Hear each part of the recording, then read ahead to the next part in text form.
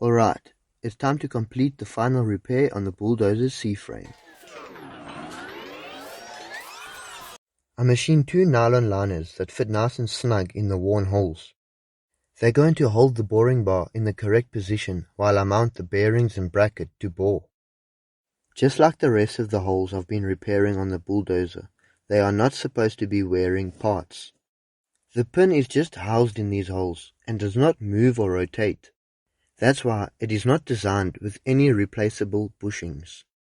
Next, I'm going to weld a plate onto the bracket for the magnetic drill to mount onto.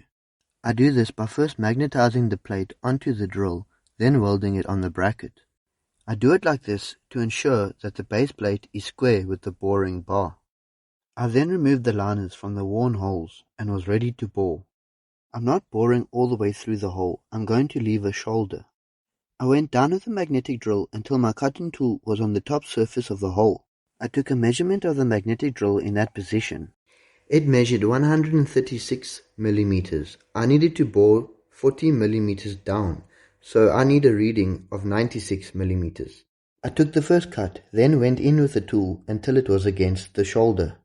I could now check the depth on the magnetic drill. I got 95.86.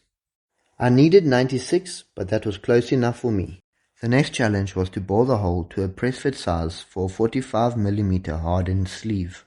I bored to 44.91 millimeters. I was happy with that, so repeated the process with the bottom hole. Once the bottom hole was complete, I cut everything loose and cleaned up with the grinder. I quickly double-checked my sizes before fitting the hardened sleeves. The sleeve's outside diameter measures exactly 45 millimeters. The hole I bored was exactly 44.92 millimeters. That's going to be a nice tight fit, so I heat shrunk them in. Before dropping the sleeves in, I make sure the hole has expanded bigger than the outside diameter of the sleeve. The sleeves come from a supplier. Their inside diameter measures the exact same as the pin.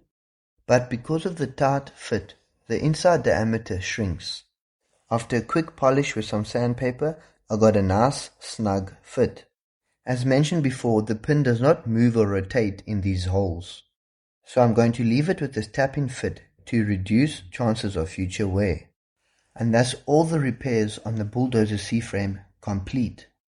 If you missed any of my previous repairs, check out my page. And stay on the lookout, I've got some more repairs coming.